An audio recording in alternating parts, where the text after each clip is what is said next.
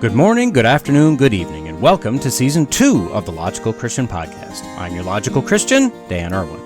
Welcome to those who are here for the first time, and a hearty welcome back to the LCP faithful. What we do here is look at what the mainstream media feels is important to tell us about current events, politics, science, religion, and just about anything else, but we're not interested in their spin. We want to look at these stories logically, and we especially want to look at these stories as Christians. Links can be found in the show notes if you'd like to follow along. So with that, let's go be logical Christians. Ecclesiastes 1:9-11 says, "What has been is what will be, and what has been done is what will be done, and there is nothing new under the sun. Is there a thing of which it is said, 'See, this is new'? It has been already in the ages before us. There is no remembrance of former things, nor will there be any remembrance of later things, yet to be among those who come after." If this doesn't explain our world, our political systems today, I don't know what would. The battles of yesteryear are embraced today. The enemies of the past are the role models of the present. Sometimes I just think silly thoughts like, I sure wish we could be smart enough to learn from history, maybe. But I'm just being a silly Billy. On today's episode, first we're going to be doomed, and then we're going to try to root out the problem and get blasted for it. So start checking the digital couch cushions of your digital couch and your digital home in the metaverse for digital money. You're going to need it. And then suspect everyone. Absolutely everyone. Because, once again, as we've done before, another time and time again, here we go. So the reason I started this little podcast was to become instantly wealthy. But that hasn't worked out so good. The other reason I started this was to inject logic into the everyday droning of the nearly infinite media sources that are pounded into our heads, ears, eyes, and various other orifici on a daily basis. As I find articles that are presented as nothing but the approved agenda, the accepted narrative, the party line, from both, or all parties, they're all guilty, I want for us, as many or few as there are, to stop and ask why, or is that correct, or whatever. As long as your statement ends in a question mark, that's a good thing. Well, wait a minute, not always. I mean the Valley Girl style of questioning everything, always tailing up, like everything is a question. 2 + 2 = 4. Don't do that. Those are bad question marks. But if you're asking questions about what you're hearing, that's what I want for us all to do. Just never stop questioning what you're being told, especially the more sources that tell you the same thing, the more you should question. Now, I know I've mentioned it before, but I'm a loyal Glenn Beck follower. I've been listening to his podcast or watching him since he was back on Fox, which goes back to, I think, the start of the Obama era. He has always said this: question everything. He's also said many times that if all the authorities are telling you to go there, go now, go, that unless you know where you're going and why you're going, you need to stop and question. Now, purposefully, I've tried to stay away from the big things. COVID, for the most part, this Russia-Ukraine debacle, the January 6th, literally mostly peaceful ambling and milling, and the like, because even in my long-form style of presenting, I couldn't do these topics justice, and generally, I'm just going to repackage what you've already been told, what you can find from a variety of other trustworthy sources. I'm not a news reporter, so I generally try to stay away from the current event stories. Now, in this segment, I'm going to slightly break that rule, as I'm going to hit some of the current event type topics, but please keep it in mind that although this is a longer segment, I can't do any of the big topics the justice they deserve. Search out solid sources to learn more on this. People I'd recommend would be like Glenn Beck, Steve Deese, Daniel Horowitz, Ben Shapiro, Bill O'Reilly, Tucker Carlson. VCY America has some very good people on there, and a number of other solid sources trying to get the truth out there. Look for them. But as I started writing this segment, I had just gotten done with about 30 minutes of stringing extension cords, hooking up the computer, the TV, the receiver, the heater, a light, plus upstairs getting a light and a fridge plugged up and the generator running. The strong winds blew through, and except for a few flickers, I made it all day, and then it finally went out in the early evening. Now, as I sit typing right now, the power had come back on. So I have all the creature comforts again, like using the bathroom with a ceiling light rather than the shop light. I'm just thankful that I have this generator and the gas and the cords. I bought it like 12 years ago. It's been used a handful of times, mostly for a matter of hours rather than days. It's been a blessing to have. and you can hear a few generators running and rumbling nearby. So, as I'm running my extension cords, I'm thinking about how this could be the norm, as the electric grid systemically fails because we're being forced into electric everything, while our government is literally paying power plant owners to obsolete their plants early and demo them so they can't be restarted, while the fossil fuel industry is being demonized while we're not trying for energy independence at all, while we hear a good game about sustainable energy, windmills and solar panels and unicorn farts and the like, but we all know that those things can't make up enough power for what we're being told we're supposed to use, and the grid itself isn't able to handle the demand that they want us to place on it in the first place. And there's not one thing being done to upgrade and improve any of this. So as I was thinking, I was wondering how often I'll have to do this in the future, just because the grid sucks, and I wonder if the hum of generators will become the norm rather than the exception at most houses, rather than maybe just a few random houses. And then I remember, this thing takes gas, or, propane, natural gas, something like that. And fossil fuels, that's what they want rid of. And this thing is a pretty simple motor, not a highly efficient, cleansed emissions engine like a car that they already hate anyway. Yeah, there's no way they'd let me keep this thing. And there won't be gas to run it anyway, at least not affordably, so, no big loss. And as my mind wibbles and wobbles around itself, I remembered an article that I had taken a screenshot of to possibly use for a segment, and thought this might be the right time. And then, of course, I expanded from there. So found on finance.yahoo.com, headline, more than half of Americans wouldn't be able to afford their bills and groceries if they lost their job. Now, this is just one small article in an entire universe of economy bad that I'm going to scattershot at you. Again, do your own homework, do your own additional research, but things aren't looking not so good right now, right? And we need to be ready for this one way or another. Not panic, not hoard, just be prepared. Now, the article in question was regarding a poll by Go Banking Rates, who polled 1,002 Americans regarding a few personal financial questions. And although the author of this article wants to use their responses to this poll as scientifically factual data, this is really nothing more than a personal finance perception poll. But this takes the temperature of where people believe themselves to be. So 37% of respondents said that if they were to lose their job, how they pay their bills would be their immediate concern. The interesting data point from my perspective is that those from 45 to 54 and 65 and older were the groups that were significantly more concerned. Now, I know that this is a broad generalization, but shouldn't you gain stability as you get older? Retirement savings increasing, bills and loans paid down, wages increased, and 65 and older losing their job. That's something we haven't talked about before. But no, apparently I'm completely incorrect in all that. Now, affording groceries was another of the immediate concerns, but only for 15.77% overall. Oddly enough, those over 65 years old were the least concerned about groceries, but 55 to 64 and 18 to 24 were the most concerned. The splits in who is concerned about what is really interesting. Now, the author wanted to make this go down a path of down with the patriarchy, breaking the glass ceiling type of article, because she made it a focal point of the poll data that women were more concerned than men. Well, that may be because the women are more emotional worriers, or the men were like, it'll be fine. Again, this is just a poll of how you perceive your position, not a poll of your literal, actual position. She did give some good basic tips, though, which are the same that pretty much every financial guru recommends. Save up an emergency fund. Now, she said 6 to 9 months of expenses. Dave Ramsey says 3 to 6 months. I've heard anything from 1 month to 12 months. I'd say that the 6-ish month figure is probably a good goal. She said to put this money in a high-yield savings account. Oh, okay, that's fine if you can find one, but the emergency fund is not there for making money. It needs to be saved and accessible only if needed, but it needs to be accessed quickly. If you can make a few bucks on it, great. If not, well, that's fine too. She says to, quote, avoid tapping into retirement funds.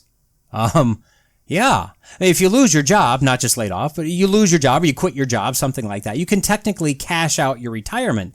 but you'll pay about 40 to 50% of that back to the government in fees and taxes, so it's a bad move. And finally, pay off your debt. She says, high interest debt. Again, I'd be more apt to side with Dave Ramsey on this one and follow the debt snowball, paying off the debt's smallest to largest, rolling the payment from the last one into the next, building your payment snowball, regardless of interest rate. But bottom line, pay off debt. Yeah, that's absolutely correct. And the concept of, can I afford the monthly payment? That's a bad way to make a purchasing decision. Trust me, this is something that I know way too much about, sadly.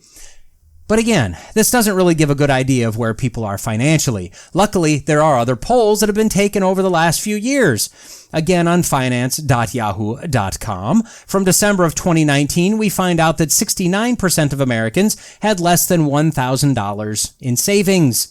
This figure was up 11% from 1 year earlier. And remember, this was pre-COVID. This was when the economy was absolutely blazing, might I add, thanks to Trump and capitalist economic tax principles, things like that.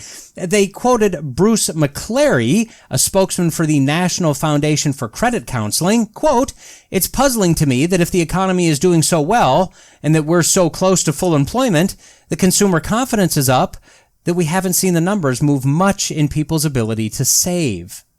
Now, a different poll taken in January 2022, so now this is mid-COVID, said that 56% of Americans couldn't cover a $1,000 emergency expense using just their savings.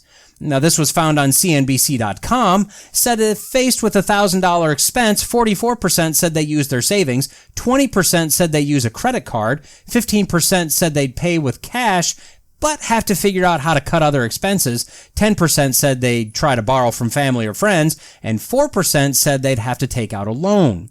Bankrate did say that 44% saying they'd pull from savings was the highest percent in 8 years of taking this poll. Then in June 2022 on Fool.com, that's the Motley Fool, a financial site, the headline, quote, "The number of Americans able to cover a $400 emergency reaches a 9-year high." But that's only sort of. According to the Federal Reserve data, 68% of Americans could cover a $400 emergency out of savings. But then halfway down the article, we find out that data that they took and that they used and that they're displaying is from November of 2021, so over a half a year earlier. And then we really start getting hit with the Biden inflation and the YouGov data coming from May of 2022, much closer to June of 2022, as it turns out, shows that number to have dropped 17% in only half a year to only 51% being able to cover $400. Of course, then they ask the all-important and quite obvious question, is $400 enough for an emergency fund? And, no, it's not. And then they have an advertisement for a credit card that they recommend, which that's a good idea. And then we come to the first quarter of 2023. Inflation, despite what the Biden crack team of financial experts that have been guiding this ship deftly, expertly straight into the rocks, despite what this brain trust says, inflation has been killing all of us. I don't care how much you make, how much you have saved. Inflation has hit every American in some way. I know that my groceries, gas, and electric spending specifically have all gone up dramatically, and I know I'm not alone. But despite getting hit with increasing interest rates, skyrocketing inflation, threats of rent and student loan moratoriums ending, January 2023 saw the largest increase in consumer spending in 2 years. February went up just a little bit more, and then March slowed slightly. But overall, the first quarter is looking to show a surge in spending after a very slow pace in the fourth quarter of 2022. Now, I know we have COVID and there's questions as to how all of this is affected by everything else, but the question really is, what exactly is going on here? Now, I guess I haven't tracked my spending. Is it that we're buying the same items, but they cost more? So we're spending more? Is that what we're doing? Or are we just spending like crazy because, eat, drink, and be merry, for tomorrow we may be bankrupt or in World War III or something? Why this disconnect between the economy and the spending? Now, my fear is that people are just naive about what's going on in the world, and I'd argue that that's probably the biggest problem here. So the question I have is, where do you stand? Have you been keeping up with what's going on? So here goes a rapid-fire set of topics of financial goings-on right now. Did you hear that the president of Kenya advised the investors in his country a few weeks ago to rethink investments in American dollars in a televised national speech on April 4th? Yeah, he said, quote, "Those of you who are holding dollars, you shortly might go into losses. So you better do what you have to do because this market will be different in a couple of weeks." What does he know? Do you realize that the dollar has long been the reserve currency of the world? Pretty much anything could be bought from anything anywhere if it was done in dollars. But just recently, the end of March, I'm hoping you're aware that the presidents of Russia and China, Vladimir Putin and Xi Jinping, respectively, had some big summit. One of the agreements coming out of there was that they agreed to use the yuan, China's currency, as settlements between Russia and Asia, Africa, and Latin America. Now, this has been discussed and threatened in the past, but never actually acted on. The dollar has been the global trading currency, the global petrodollar, for decades. Now, Saudi Arabia has just struck a deal with China right after the Russia-China summit for Saudi Arabia to invest heavily in Chinese oil refineries. Now, that in itself isn't a huge story, but the fact that they did all this oil deal in yuan, in Chinese monies, is the big deal. Now, in the past, this would have been done in dollars, because like I said, that's the petrodollar. That's what oil trades in, but not apparently anymore. That's crumbling. Now, when the dollar ceases to be the global reserve currency, it ceases to have the value it's had to this point. When the dollar loses its value, we're basically like the Weimar Republic in Germany, or more recently, Venezuela, where wheelbarrows of cash are used to buy a few things to eat, where workers were paid up to 4 times a day, with immediate breaks given after being paid to go buy something with that cash before it was worth less or worthless in only a few hours. Where the zoos in Venezuela were emptied out by those looting them looking for something, anything, to eat. Now, will this happen here? I don't know, but we're the closest we've ever been. What about back here at home? Well, we've got our own problems, which of course also have global implications and global impact, at least for now. For years, extending back to the Bush era, probably farther back than that, Republicans have been warning that the Social Security program is nothing but a doomed pyramid scheme, and to think any differently, you'd have to be Looney Tunes. When those taking rely on those paying in, it's a pyramid scheme, by definition. For those same years, the Democrats have just laughed and scoffed and mocked, making veiled threats, trying to sound tough. "Oh, Social Security is just fine, and don't you dare touch it." In fact, President Pudding Pants, or more accurately his Marxist masters and handlers, made that a campaign point against Trump this last election cycle, that Trump was going to just take it all away. All you seniors will die instantly. Of course, Trump said nothing of the sort. In fact, he said he wasn't going to touch the system in place, which he didn't. What has been talked about is a way to wean Americans off of the system, allowing people the option to pay into that or control their own money, but to pay out the commitments that are currently in place. Now, in 2020, the trustees said that the well would be dry by 2035, with about 3/4 of the needed funds being taken in by payroll taxes. This, of course, is making a number of assumptions, but remember, it's a pyramid scheme. Of course, that was mocked. No, it'll be fine. Well, now we're being told as of a few days ago that Medicare will be insolvent by 2031. Hey, that's only 8 years. And Social Security will be gone by 2033, which is only 10 years. And in 3 years, it got 2 years worse. So using my ability to recognize patterns, tain't no way we make it to 2030. See, the problem is that the government has no money. Now, they can print dollar bills, but they make no money. They steal it from you and I, the citizens. And when taxes are high, tax revenue drops. When inflation is high, unemployment rises. When you pay people about the same for sitting around doing nothing as they'd make working a blue-collar job, the workforce that's either working or looking for work, that pool goes down. Yeah, bottom line, there's only so much of other people's money. Social Security was meant to help those that lived past the average age of death, but the system was never updated correctly as the average age of death increased, and now here we are. But I'm sure it'll be fine.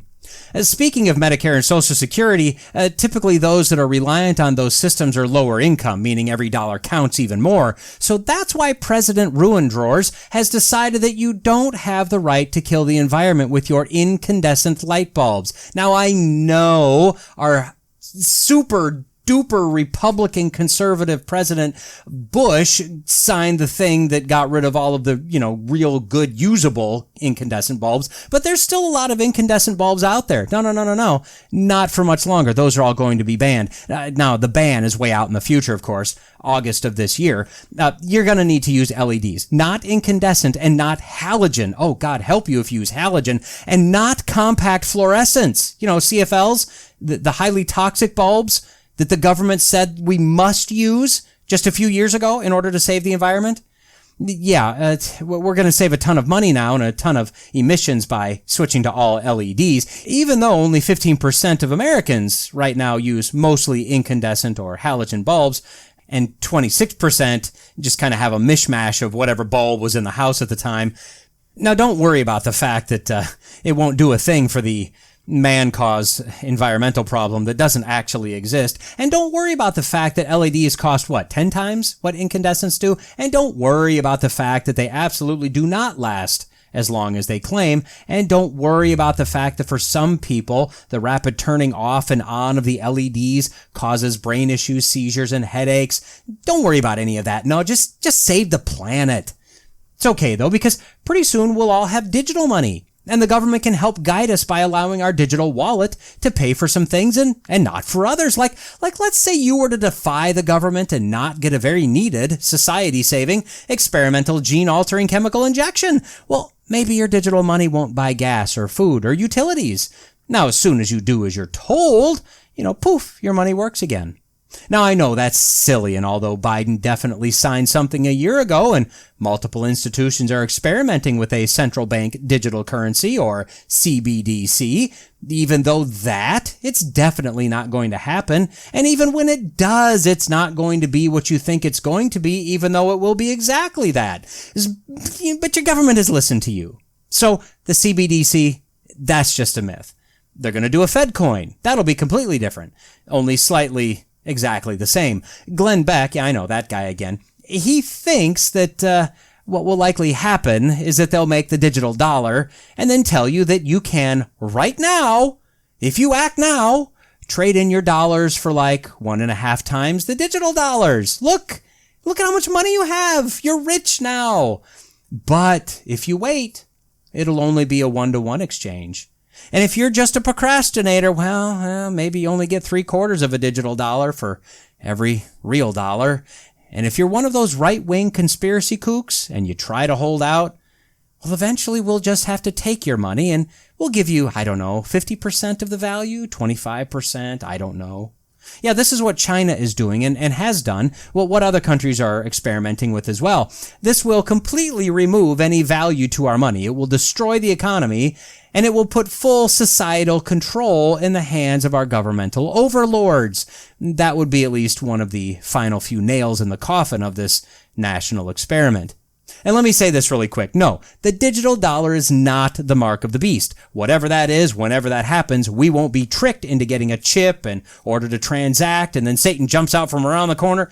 Gotcha. No. Those that take the mark of the beast may not be up on their biblical eschatology, but they'll know they're swearing allegiance to a world leader claiming to be God or something. Now, will this technology be used for the mark? Well, maybe. I'd say that as technology advances and time marches on, oddly enough, both of those go hand in hand, we're getting closer to that time and we're closing in on the exact technology that will be used. Back to our episode of Doom. Oh, hey, I think I just came up with the segment title. So sure, digital currency, okay, but if you keep your nose clean, think the right thoughts, say the right words, do the right things, if you're good boys and girls, or others, then your money, such as it is, will be fine. And that's the premise of the ESG scores that our 401k plan providers, our banks, our corporations are either being forced into or volunteering to participate in. Environmental Social Governance, ESG. You and I would have more of an environmental and social score, and depending on if we do the right things and follow the government prescribed edicts, be good little citizens, then our scores will be good and we'll be able to use our money and go places and buy groceries and just live just wonderful lives. For companies and financial organizations, they'll need to make sure they're meeting the correct diversity, equity, and inclusion, or DEI mandates, or their G score will plummet. And, well, we're sorry, but other companies and consumers they just can't use your goods and services. Not those of an uncaring evil company. Yeah, this is being fought against in a number of states right now, fairly successfully, but this is the direction. And if you want to know how this works, just look at China. We're seriously only a few goose steps behind them. They've got a nice little app, not the mark of the beast, and you're either a green or a red, which means you're either good or bad, respectively. And if you're good, well, you'll be able to go places and use public transport and buy food, survive.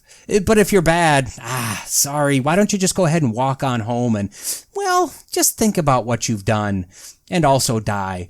Of course, we'll need to do all this stuff because just look at these banks collapsing all over, right? We need some help here.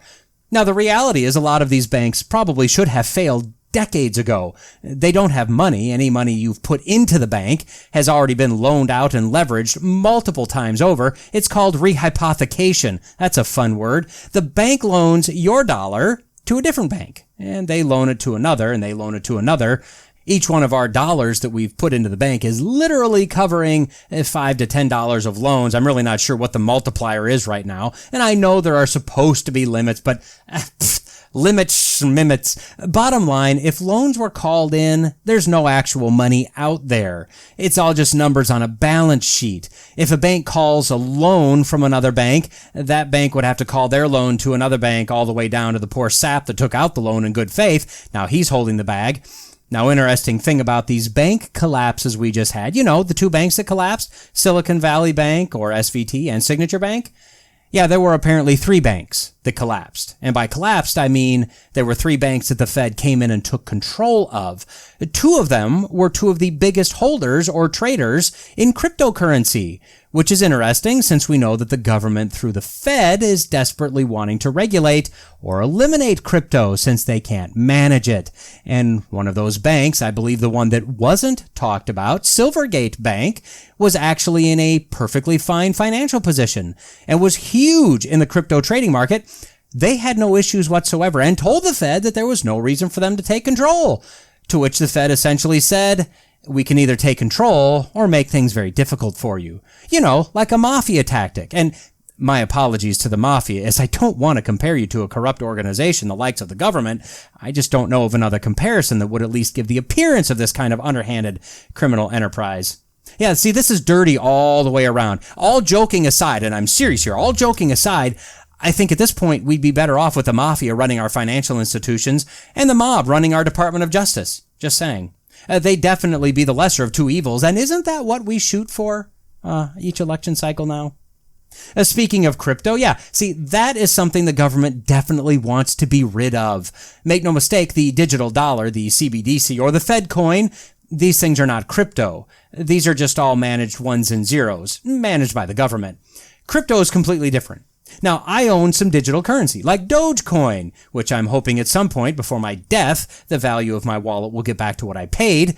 Not holding my breath, though, but none of mine is technically crypto. At least, I don't think any of it is. I really don't know, to be honest. I bought a largish amount of very cheap stuff, and I've watched the value plunge to the core of the earth ever since. Bitcoin is, of course, the main crypto, and is a form of money that the government has literally zero control over. So they don't like that. They're doing everything they can to destroy crypto, which again, I'm sure is fine. We don't need monetary freedom, not with an omnibenevolent government in control.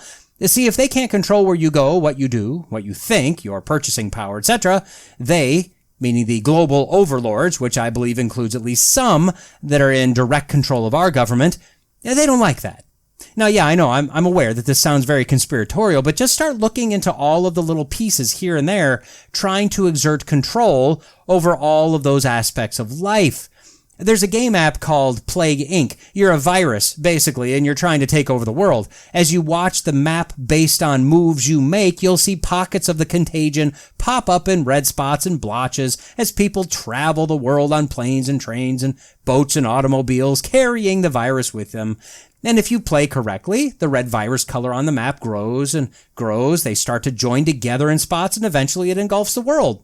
Yeah, this is what the globalists are. They're a plague, a contagion. And there are pockets of tests and trials going on right now, seeing what can be done. What will people tolerate?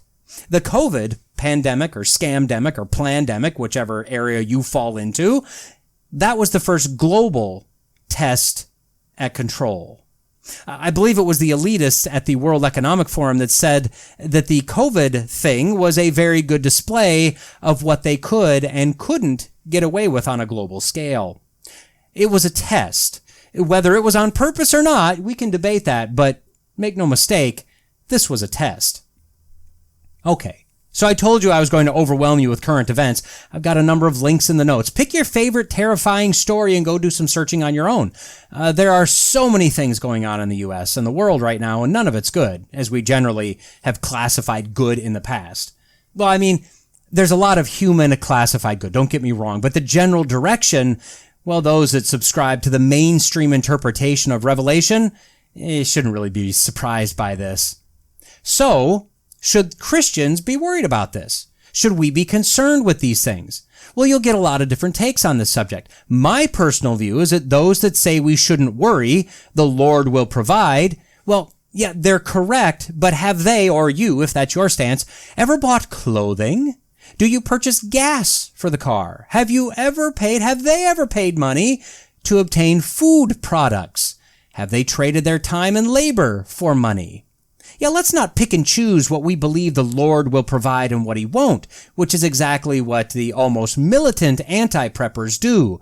It drives me crazy, the hypocrisy, or at best, the inconsistency. And then the biblical proof texts that they use, well, those are taken wildly out of context. Now, on the other end of the Bear Grylls prepper versus Jesus take the wheel spectrum, I'm not convinced that we should be digging our fallout shelter and hoarding enough supplies to survive for the next few decades underground either. Although, if I was going to lean one direction, it would be towards those crazy preppers for sure. Again, there are some biblical references that I think taken in context say that we should ensure that we can provide for our family, for our Christian brothers and sisters, and for others if we can. I don't think there are any biblical references that would tell us to be full-blown preppers, however. Now, my personal philosophy, and you'll have to decide for yourself what you'll do for you and your family, have some emergency cash on hand, like literal physical money, not checks or cards, dollar bills that you can grab in a matter of moments, possibly even some precious metals like gold or more easily used silver, and maybe some things you can barter with, whether that's a skill or some sort of consumer good. I think that you should be able to defend yourself. Now, I recommend guns. Now, I know they're evil and they go on autonomous killing sprees all the time, but shockingly, my guns, before they were all tragically lost in the incident, have never moved from where I placed them, at least not on their own.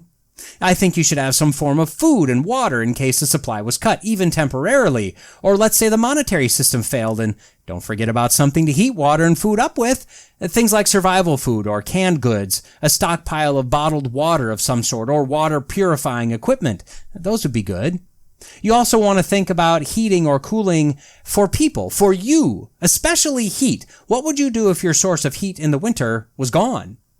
Have some extra gas. Whether you have a generator or you need gas to get out of town, have a source of extra gas. You don't even have to have cans of gas laying around if you can siphon it out of a different vehicle or a lawnmower or something to get you enough gas to get you where you're trying to go. Have a plan of what you'd grab and which direction you'd go if you needed to. The experts in disasters say that if help doesn't show up in 3 days, that's when chaos starts.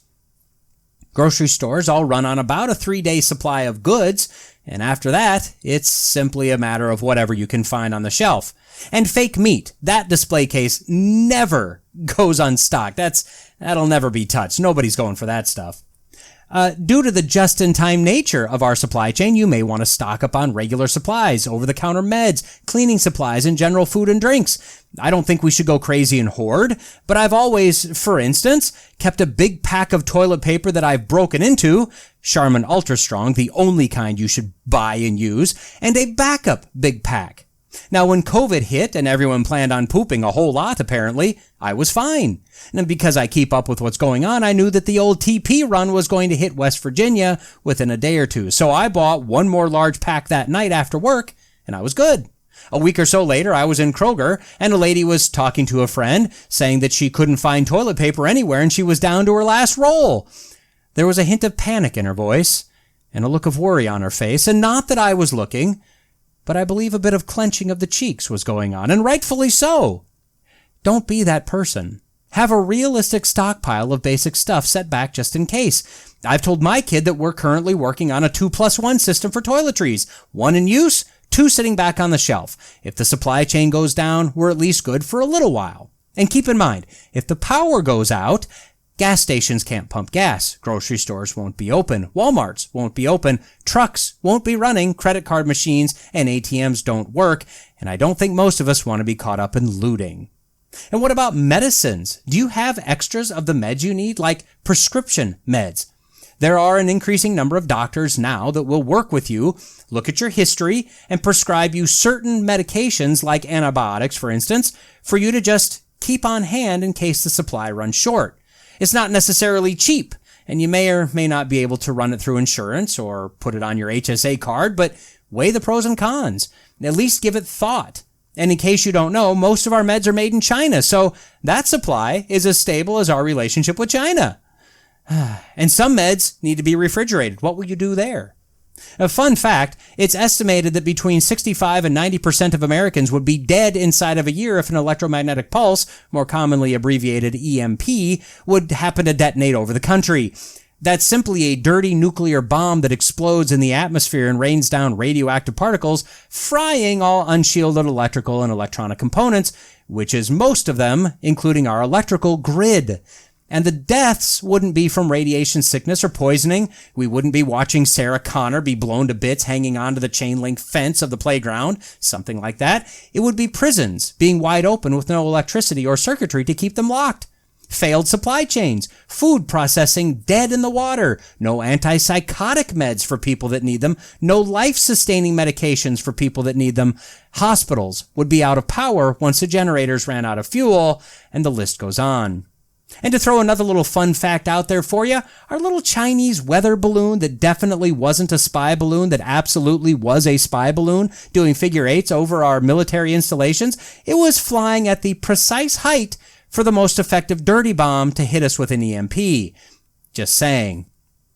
Now, all that said, as Christians, we aren't to panic. Maybe I should have led with that rather than terrifying y'all first.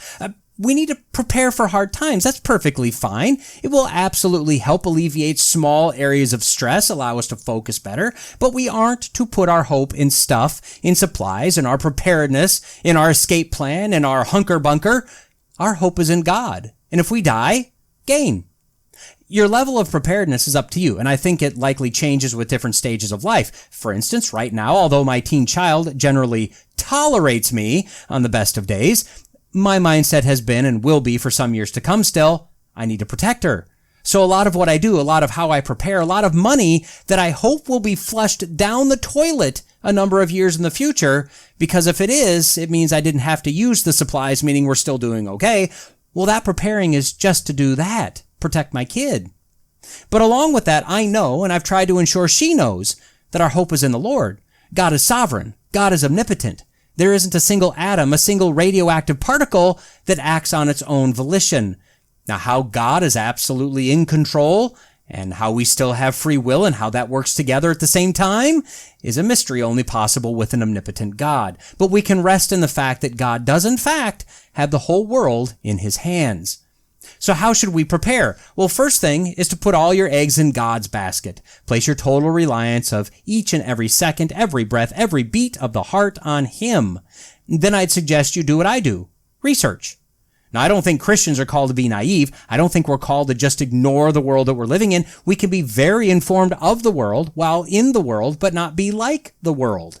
We need to know what's going on. When the poopy caca hits the fan, there will be a lot of people looking for answers. You need to know what's going on in the physical world, and you need to be a student of the Bible and the spiritual realm so that you can help them make real sense of what's happening. Now, listen to those that are losing their minds. That's part of my recommendation. The people that are running around screaming that the sky is currently falling. And then listen to your pastor or other pastors or other faith-based sources. Those that can ground you and talk you back off of the ledge. Inform yourself of what's going on in this world while tempering it heavily with the power and sovereignty of God. Then evaluate what you need, what you can and can't do, what you're willing to do. Then pray about it. Read anything you can find in the Bible about it. Talk to trusted sources about it. Read, watch, and listen to trusted sources, and then make a decision and do it. Whatever it is that you do was exactly the right thing for you to do and was exactly what you were supposed to do. Now, I'd love to say I thought of that decision-making advice myself, but I got that from Todd Friel in one of his books. It was Judge Not or Reset for Parents, or maybe it was Stressed Out. I really can't remember anymore, but that was some of the best decision-making advice I've ever heard. Rather than grind your brain into inaction before you're waiting for your fleece to be wet or dry, whichever part of the testing cycle you're on, trust the sovereignty of God. The Bible does not say that God helps those that help themselves, despite what a large percentage of Christians think, but I think there is some wisdom in that saying. I don't know God's plan for my drive to work in the morning, but I know that I should probably twist that steering thingy and press my feet against the go and don't go no mo pedals. I'll do my best to do all of this while being awake, and then the rest is up to God.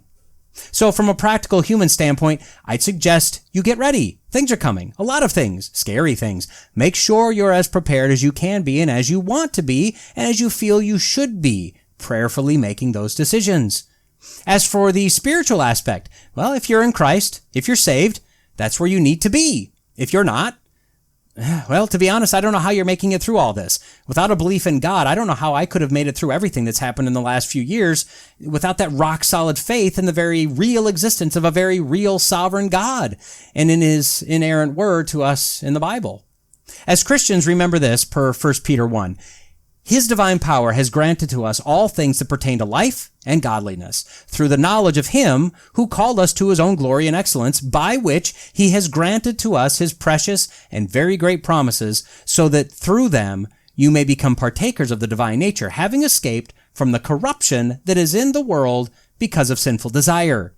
For this very reason, make every effort to supplement your faith with virtue, and virtue with knowledge, and knowledge with self-control, self-control with steadfastness, steadfastness with godliness, and godliness with brotherly affection, and brotherly affection with love. For if these qualities are yours and are increasing, they keep you from being ineffective or unfruitful in the knowledge of our Lord Jesus Christ. For whoever lacks these qualities is so nearsighted that he is blind, having forgotten that he was cleansed from his former sins. Therefore, brothers, be all the more diligent to confirm your calling and election, for if you practice these qualities, you will never fall. For in this way, there will be richly provided for you in entrance into the eternal kingdom of our Lord and Savior, Jesus Christ. So I say, prepare to the level you're led to prepare. But know that Jesus has already given us everything we need through his sacrifice. There is nothing as precious, as priceless as that. And that has been granted to us, should we believe, at no cost to us, at least not through money or works or anything we can do. Now after that, there is a cost. Jesus said that the world will hate us because it hated him. He said that we will have trials in this life, but for those that are saved, that cost is nothing when compared to what Christ paid. And it's not a burden, as we want to do all we can for he who gave all for us. Now it's our job to take that message into the world, as well as learn, grow, and change personally. And then, when the trials come, no matter what level of prepper we've attained, no matter what happens, our salvation can never be taken from us. When our end, or the end, does come, we'll be with God forever, which will instantly make the sum of our existence on this planet, in our hardships, dealing with all of the current and impending doom, trivial. Unless you've been living under a rock the last few weeks, you know that we had a horrible shooting in Nashville, another, possibly 2 shootings avoided, one in Colorado, one in Ohio, and another mass shooting in Louisville just today, the day I'm recording. I'm not going to expound on these incidents except to say that liberalism is a mental disorder. The Nashville shooting was performed by a trans man, a woman pretending to be a man. The near Colorado shooting was being plotted by a trans woman, and the shooting today in Louisville was a far-left, straight male. Now, why do I bring these up when we're supposed to be talking about the 45 communist goals for America as read into the congressional record by a Democrat in 1963? Well, because this is the ideology that destroys people, literally. I'm not saying that those on the right are all mentally stable, angelic saints. That's not right. But when your ideology and your rhetoric flies in the face of not only common sense and logic, but also inherent truths that God has written on our hearts, I believe the mind eventually loses all touch with reality, all grounding. The conscience is seared, to use a biblical term, and some will perpetrate heinous acts like these. I also believe that the not only God-denying, but God-blaspheming ideology of the left invites demonic torment and possession. Man was only meant to live with one spirit indwelling him, the Holy Spirit. When the Holy Spirit is absent, as would be the case for nearly all of those with leftist proclivities, and I feel very comfortable claiming that, especially these days, the indwelling by another spiritual being is possible. When you read the Bible and see the results of demonic possession, you either see severe illness and disability or you have insanity. Humans are not compatible with demonic possession. This is what I believe we see with historical figures like Muhammad, Hitler, Stalin, King Saul, and others. We see demonic torment, if not possession, to the point that the incompatibility of the two burns out the mind. It burns out the conscience, and various levels of rabid, maniacal, violent insanity set in. Now, although an imperfect segue, I admit that, this is what we see with communism. This is a philosophy of no God but the state, no prophet but the leader.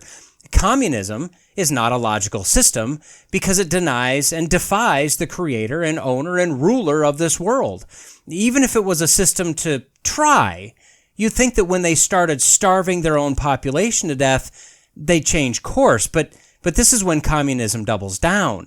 It's literally controlled insanity when you step back and look at the managed, methodical destruction that communism has wrought. And when digging into these 45 communist goals for America, no, I'm not going to do the thing again, you see a systematic removal of rights and freedoms, a removal of religious belief, and a steady implementation of what can only be called demonic-influenced insanity. But why don't shootings like this happen in places like Russia or China or Cuba? Well, because, one, they're not going to tell us when they do, and why should they? And two, the iron fist of communism will come down on anyone even rumored to be thinking about this. In a system of freedom, with God as the base, as our founders intended, at least to a large degree, we see sanity, logic, and we see God taught to the people and expected to be taught and understood by everyone. In a land of no freedom and no God, we see absolute tyrannical control, guilty until proven innocent, and brutal authoritarian control of everyone and everything. In both systems, we see the vices like drugs and promiscuity and the like, and we see the criminal aspects at a lesser rate, because either they don't want to do these things or they don't want to get caught doing or thinking about these things. But when we get into the mushy middle, America moving toward communism with freedom, but the caging of God, for lack of a better phrase, and Russia, especially in the 90s, moving toward more freedom, but with no God and the loosening of restrictions, we see what happens. Man goes wild. Focusing on the United States, once communism can destroy a national belief in God, which will definitely lead to what we're seeing happening today, then the leaders can swoop in with the authoritarian control of a quasi-communist system, and then the transformation is basically complete. So, all that said, we need to venture on in our look at these goals, don't we? As of our last episode, we had covered 32 goals for America, with the equivalent of 22 of those goals realized, for a success rate of just under 70%. More importantly, even if the Reds didn't score one more goal, which isn't likely, they have enough wins to put them right at the 50% success rate right now, meaning the U.S. is, at best, 50% communist right now. And personally, I believe that. We are definitely not who we started as a country. We are not who we were designed to be by our founders, and we are not a nation that can claim to be Christian anymore, in my opinion. We are really more of what Obama said. We're not only a Christian nation, we're basically an all-of-the-above nation at this point. So let's see what the old commies had for us next. Goal number 33. Eliminate all laws or procedures which interfere with the operation of the communist apparatus. Okay, this one appears to be very vague. I mean, the communist apparatus, right? Apparatus is what, like a machine of some sort, right? That's how I'd interpret it. So are they saying that they want the commie bus to, as Mr. Limp Bizkit hauntingly intoned in his classic aria entitled Rollin', keep rollin', rollin', rollin', rollin'. What? Keep rollin', rollin', rollin', rollin'. Come on. Keep rollin', rollin', rollin', rollin'. Yeah. Keep rollin', rollin', rollin'. Without any interference from us or anyone else. I mean, I think that's what this is saying. That's what it sounds like, right? But let's dig into this just a bit to find out.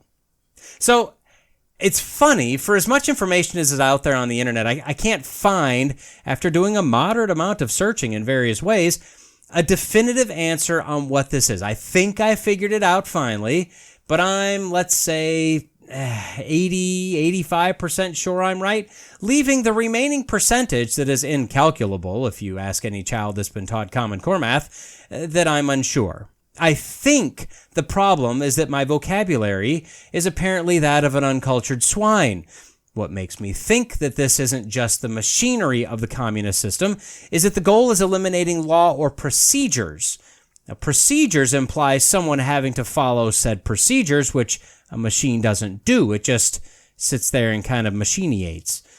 So what I found, thank you Wikipedia, is that the communist apparatus, also known as the apparatchik, or the nomenklatura, was a, quote, category of people within the Soviet Union and other Eastern Bloc countries who held various key administrative positions in the bureaucracy, running all spheres of those countries' activity, government, industry, agriculture, education, etc., whose positions were granted only with approval by the Communist Party of each country or region.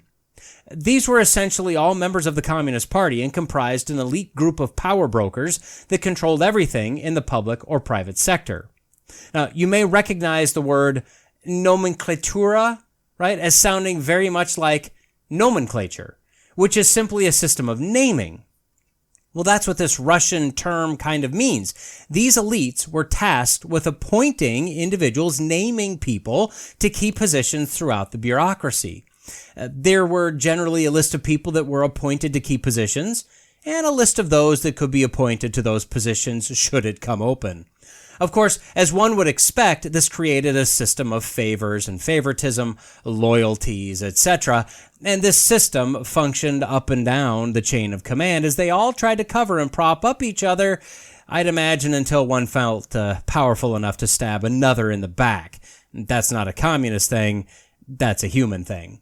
Now, Lenin first started the system wanting the appointments to be reliable, loyal, qualified, and able to actually do what they're being appointed to do. Stalin was one that made appointments for at least a time, and he built the system into more of a loyalty system, distributing his most loyal appointments all around the bureaucracy. Now, without going much farther into this, I don't know what laws or procedures this goal was talking about, but I would assume that the next goal would have something to do with it, and we'll talk about that in just a moment. But the bottom line, if these laws and procedures interfered with this system, especially with the fall of the Soviet Union, you would think this system should have lost steam and then died out. I would think that. But what we find today is that apparently, per a 2022 estimate, about 60% of the elites in the Vladimir Putin reign have nomenklatura backgrounds. So knowing that this system still somewhat exists and the ideology of this system is still alive and well, I'm going to just take a logical guesstimate on this goal and say that they accomplished half of it. If you know differently, or if you know more about this or anything about this at all, hey, please let me know. That said, with my wild guess, that would put them at 22 and a half out of 33 goals. And moving on to the next goal quickly, Goal 34, eliminate the House Committee on Un-American Activities. So, the House Committee on Un-American Activities, or if you slide committee to the end of that name rather than throw it in the middle, you get the abbreviation HUAC, was likely a real pain in the red rump of the communists. It was made up of a committee of U.S. House of Representative members established in 1938, trying to ferret out communist and fascist organizations that popped up and started enacting their influence during the Great Depression. Kind of easy to see how communism would become more popular during the Depression, as the promise of the benevolent government providing for your needs when you have great needs. Yeah, I mean, that's perfect, right? Give me some of that. Even at the beginning of the committee, it drew strong criticism from those on the left. Shocker. They claimed that it was just a partisan tool to destroy FDR's New Deal programs, which, to be honest, it should have been and should have done, as many of those programs, if not most or even all, were communist at their core. And that wasn't the goal, however, or at least that was never admitted to be the goal. The committee ramped up activity as World War II got underway. Even though we were technically allies with Russia, the reality is that was more of a the enemy of my enemy is my friend kind of a situation there. We didn't trust those commies, as well we shouldn't have. And still shouldn't today, to be honest. After World War II and through the first half of the Cold War era, the committee went a little crazy, or at least that's the accepted narrative today. By the late 50s and early 60s, the time that this list came out and came to light, they were already starting to lose their influence. In 1969, they changed their name to the Committee on Internal Security, and then they kind of died off. It was officially discontinued in 1975. So what did they do? Well, as stated, they were tasked with trying to root out communism and fascism from the country. This sounds like a noble goal, and no doubt it was at least intended to be, but it quickly turned into a witch hunt, where the committee liberally applied their powers to subpoena pretty much anyone and everyone, and then intimidate those they questioned into giving them more names so they could continue to cast their net wider and wider. The committee had the audacity to claim early on that communism had been snuck into government and schools and entertainment and many other American aspects. Now I know that's crazy. That's what ultimately killed off this committee. They grossly overstepped any reasonable boundaries, accusing everyone of being communists, destroying lives of those they interrogated, trying to take down Hollywood, etc. But the reality, using hindsight, is that they weren't wrong.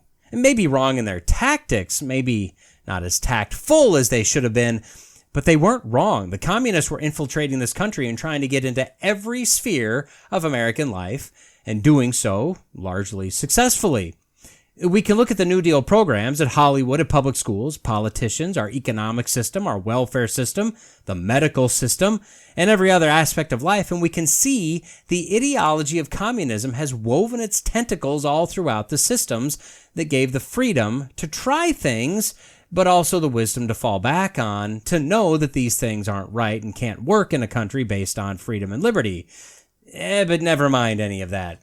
So the question then, as to if the communists eliminated the House Committee on Un-American Activities is, do we give them credit for this? As I stated, by the time they made this list of goals, the committee was already tapering off. It had been going for about 20 years, and besides being a nuisance and destroying the lives of some individuals, they really didn't do much. But my inclination is to give them a full point on this one for a few reasons. First, remember, for the most part, it doesn't really matter if the communists were the direct cause of the realization of the goal or if a communist goal was realized outside of their direct influence. If the goal was accomplished, the goal was accomplished. Second, even though the goals were listed in the late 50s, and it was really about a decade before the goal was essentially realized, the goal was nonetheless realized. But I think my biggest argument, the reason that I'm going to award them a full point on this one, is because third, the committee has never come back again. There is absolutely no doubt in anyone's mind today that we have communists all over in our government, that we have a Communist Party USA, that communism influences to varying degrees pretty much all aspects of life, and that our welfare system is a socialist, essentially communist system. Despite all of that, we've never had another committee formed with a stated purpose being to eliminate communism from our society. This committee was so disparaged and sullied that nobody since has dared to suggest it again. That, to me, is the fulfillment of goal number 34, to eliminate the committee. And it has been eliminated, apparently with extreme prejudice. So, with that, our scoring rings in at 23.5 out of 34, or just over 69%, which is essentially where we came in at last episode. So, bright side of the half-full glass tells us that we haven't lost any ground.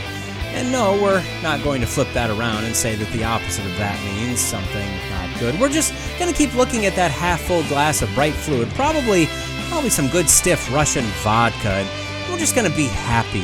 And if we drain down enough half glasses of shiny vodka, we'll be very happy and eventually dead. But as we all know, better dead than red, right? And incidentally, thank you to WK from NOS on YouTube for his state anthem of the Soviet Union rock cover. Check him out, link in the notes. He plays all 4 parts on this one of which is on an AK-47 styled electric guitar. Fabulous. Bye for now.